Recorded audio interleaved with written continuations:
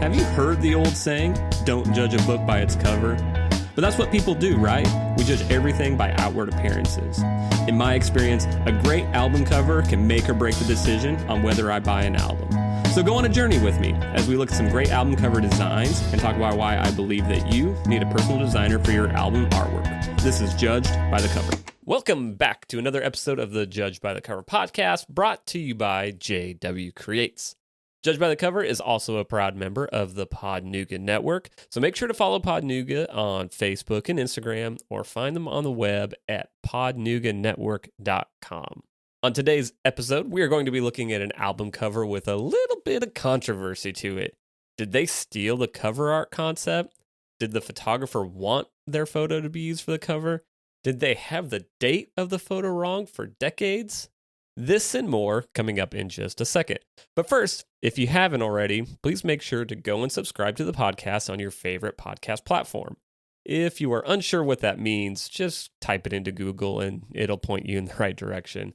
Also, if you are listening on Apple Podcasts or Spotify, please take a minute and leave a review for the show. Reviews are very helpful in helping people discover the show. And if you could, share this episode with your friends, family, coworkers, or even your enemies, because you never know, they may like podcasts about cover art and music stories. Now, with all the official podcast stuff out of the way, let's jump into today's album cover. Today's cover has been regarded as one of the best album covers of all time. The album itself is regarded as one of the best albums of all time, and the story behind the cover shot is pretty legendary. The album we are talking about today is, drumroll, London Calling by The Clash. The Clash was an English punk rock band that formed in London in 1976 and contributed to the post-punk new wave sound that emerged out of England during this time period. Their sound employed elements from a variety of genres, including reggae, dub, funk, ska, and rockabilly. I don't know about you, but I never would have expected the words rockabilly, reggae, and punk to ever be connected together. But that's The Clash. Like most in the punk rock world, their music is very energetic or angry, and they cover a broad range of political and cultural topics in their songs. London Calling was their third studio album and was an experimental album that explored different sounds and topics. The album was released on December 14th, 1979 in the United Kingdom and wasn't released into the US until January of 1980. So, fun fact, because this album had staggered release dates, this is one of the only albums to be honored as the greatest album in 2 different decades. This album experienced chart success in both the US and the UK and is certified platinum in the US. This album was also what skyrocketed the popularity of The Clash in the US. As I alluded to in the intro, the cover art for London Calling may have a little bit of controversy to it. But let's start by talking about the cover design itself. The front cover for the album features a black and white photograph of the bass player Paul Simonon. And I'm going to be honest, I'm going to struggle with saying his name. It's like Simon O-N. Simonon. Anyway, it features him smashing his Fender P-bass into the stage floor at the Palladium Theater in New York City. This once-in-a-lifetime shot was captured by photographer Penny Smith, who was the touring photographer with the band at the time. It may be hard to believe, but this photo, it was not staged. It was one of those perfectly captured moments of frustration. I have seen some conflicting stories as to why he smashed his beloved guitar, but Paul shares his version of the story in an interview with Fender. He said, "I was sort of annoyed that the bouncers wouldn't let the audience stand up out of their chairs, so that frustrated me to the point that I destroyed the bass guitar. Unfortunately, you always sort of tend to destroy the things you love." So he smashed his guitar because the bouncers weren't letting the fans stand, which led to a very dull and uninteresting looking crowd. And then, yes, it led to him smashing his favorite guitar into the stage floor. He also made a comment in another interview that he wished he would have thought this through and took his frustrations out on his other guitar. But Not a lot of thinking happens in those, heated moments. One fun side note about this guitar is that it is on display at the Museum of London. Also spent some time in the Rock and Roll Hall of Fame. Though this image perfectly encapsulates the energy of the music, the band, and this album, the photo almost didn't get used. In fact, the photographer pleaded with the record company and with the band for them to use a different image because the photo was blurry and slightly out of focus. And this happened because Penny was backing up. She was trying to get away from Paul as he was smashing his guitar just so she wouldn't get hit by flying debris, thus creating this blurry shot. To this day, she feels kind of lukewarm about her most well-known image. In an interview in 2003, she said, "It's very pleasant to be praised, but I can't see that picture now. It's been used in various forms so many times that it's a bit like wallpaper. Of all the Clash photos I took, there are others that perhaps I prefer for all sorts of reasons." Continuing on with the cover design, laid on top of the photograph, we have the album title, London Calling, in kind of this hand-drawn looking font. London is on the right-hand side, going from top to bottom in pink, with Calling in green, going from left and right at the bottom. Also, we have the band name in a white, basic sans serif font at the top, just to the right of the other text. Overall, the design of the cover is pretty basic, but some of you eagle-eyed music lovers might be thinking that this font and layout looks familiar. And if you're thinking that, you're right. The layout, colors, and font style are almost identical to the cover art for Elvis Presley's self-titled album that came out in 1956. That album also had a black and white image as the focal point of the cover, and similarly styled and basically identical font laid out in the same way.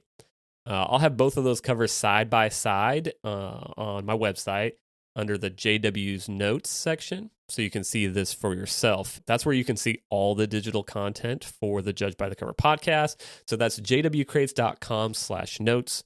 You'll see the Judge by the Cover tab, and you will see the post for this episode. The band said that they did this as a nod to the man that also broke the rules of rock and roll. I found this quote by Paul in regards to the similarities of the covers. He said, "When that Elvis record came out, rock and roll was pretty dangerous. And I suppose when we brought out our record, it was pretty dangerous stuff too." Last little piece of controversy around this cover is the date that the guitar smashing occurred. The Clash played 2 back-to-back dates at the Palladium Theater. First one was on September 20th. The other one was on September 21st of 1979.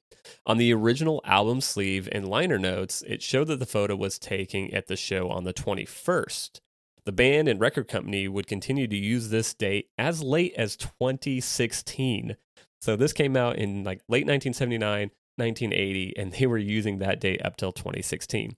But some detective-like fans have gathered proof that the incident actually occurred at the show on the 20th.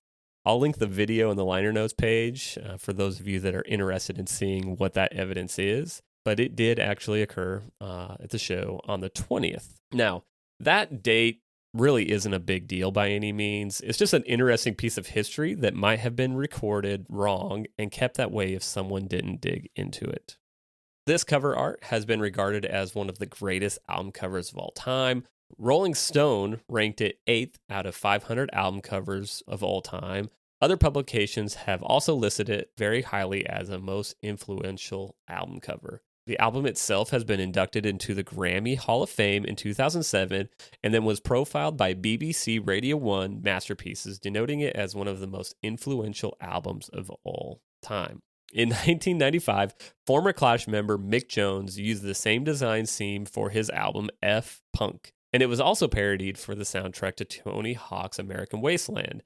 And actually, as I was doing a little bit of research trying to find photos of these, I did find some other ones, so that'll be listed on the notes page as well. Last but not least, the album cover was among 10 chosen by Royal Mail, which is a British postal service or courier company, for a set of classic album cover postage stamps that they issued in January of 2010. So that's pretty cool. I don't know that there's a lot of people that could say, hey, my album cover was also a postage stamp. Overall, my thoughts on this cover for London Calling is that the photograph is what makes this cover great. The fact that it is a perfectly timed shot, this raw emotion and frustration of the moment, the blurry, unfocused nature of the shot, it just all speaks to the band, the music, and the story of what was happening in that time and place of history. The homage to the King, Elvis Presley, his album cover is a nice touch, but I don't think that I would have copied the design as closely as they did. To me, it kind of feels like cheating to just use the same design, but I think given the greatness of the album and what it did to music at that time, it works. Obviously, we can kind of see the acclaim and everything that came from this album. As always, I'd like to give you some tips on how you can use the concepts of this album cover in your own designs and projects. One of the first things that stands out to me is not to rule out something that isn't perfect. You may be asking yourself, what does that mean? So think about the photo itself. It's blurry, out of focus, and there probably were better looking images that they could have used for the cover art, but that was the right shot for the cover. So trust your gut and don't let what someone may call an imperfection stop you from using the image that you know speaks to your project. Now, if the image is just terrible, like if it's just a bad image, don't use it. But the blurry, unfocused nature of this image adds to the storytelling for this album. My second piece of advice would be to look for inspiration in the album covers of your heroes, but don't just outright copy them. Please don't do that.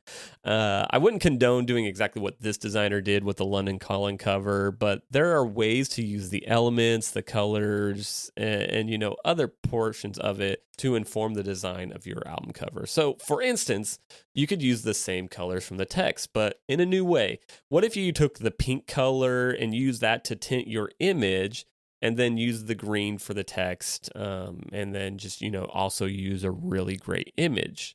That would be a cool way that also pays homage to this color and helps kind of think outside the box. So don't be afraid to look for inspiration from great covers of the past. That's it for the cover art for London Calling by The Clash. So what are your thoughts on this album cover? Would you rate this cover as one of the best covers of all time? Also, what do you think of the designer using the exact same layout as the Elvis Presley cover for this cover? Is that something you would have done? Let me know in the comments below or send me a message at info@jwcrates.com. All right. My favorite segment is coming up, and I have something really fun for you. So it's going to go off in 3, 2, 1.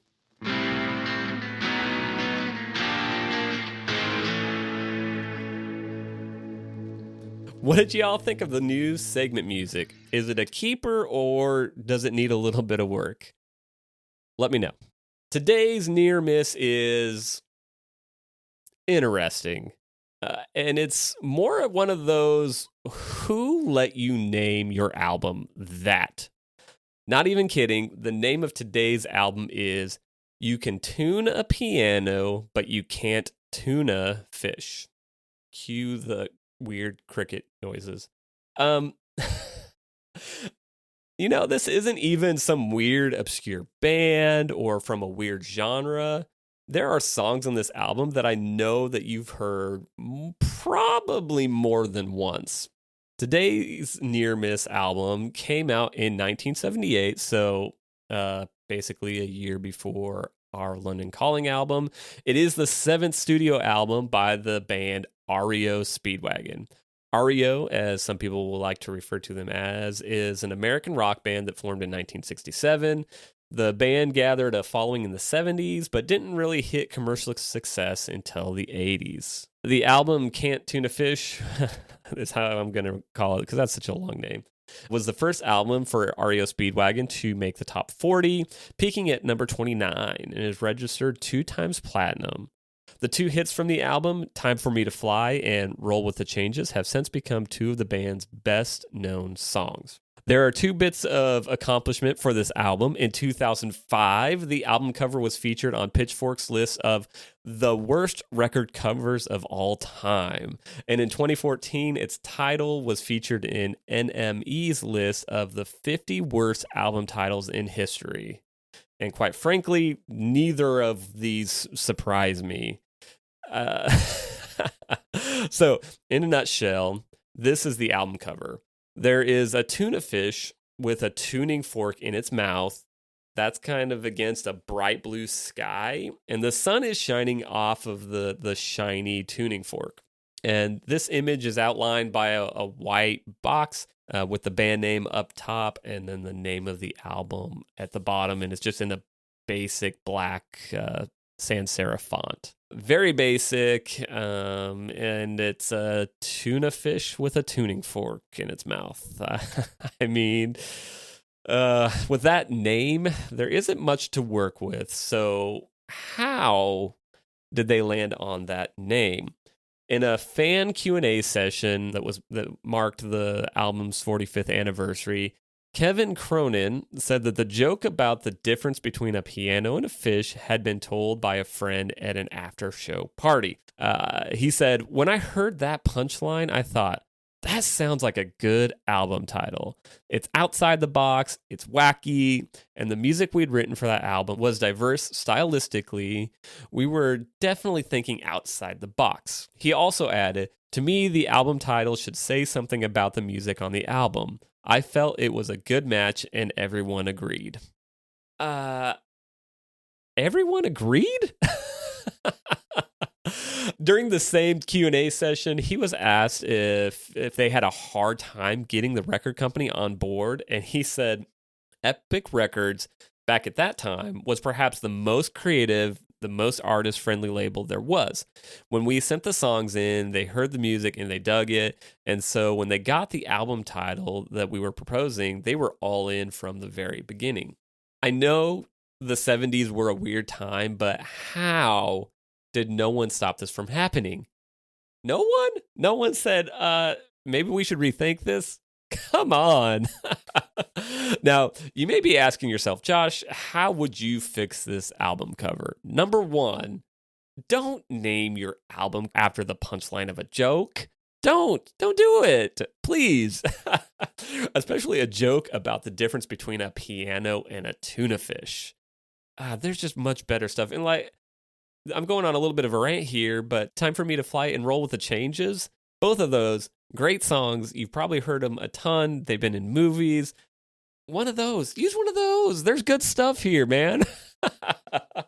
I will say, I do believe that the designer did the best that they could given the subject matter. But gosh, even like a hand-drawn cartoon fish tuning a piano or something like that could have made a way better cover. But like a photograph of a dead tuna fish with a tuning fork in its mouth, it's just way too literal for me. Also, if I had some takeaways from this, I will say that number one, people are going to agree with your terrible ideas. The fact that it sounds like no one stopped this from happening is a perfect example of that. So definitely find some people that can give you feedback, that aren't afraid of hurting your feelings, or, find some people that can be like, "Hey man, this is not good. You should try something different." Do that because people will agree with your terrible ideas. And number two, in the case of this album, the bad album name and image did not hurt the impact of the great music. If your music is great, the imagery isn't going to hold it back from people loving it. Now, this was probably more true when your music was consumed only on the radio, like it was in the 70s, 80s, gosh, maybe even into the 90s. Most people probably didn't see the album cover art for 90% of the music they listened to, so it didn't inform or change their ideas. To me, it's a little different today where people are scrolling through music on a screen or on a device, and they are judging it solely on the outward appearance most of the times. Now, sometimes if someone recommends it or, heard it on social media or something like that, that's different. But if they're just looking for music, scrolling through a list, don't let your great music not get listened to because of bad cover art. And please, don't be the person or group with bad cover art. And guessing by the fact that you are here hanging out with me, you don't want bad cover art either. So What do you think about the album You Can Tune a Piano, but You Can't Tune a Fish? Do you have any other suggestions on how you would try and fix this cover art or do something different? Again, let me know in the comments. Also, if you have other examples of questionable cover art or album names that you would like me to discuss in future episodes, let me know in the comments below, or again, send me a message at info@jwcrates.com. That's it for today's episode of the Judge by the Cover podcast. Don't forget to like and subscribe wherever you are listening, and I hope you have enjoyed talking about these two album covers.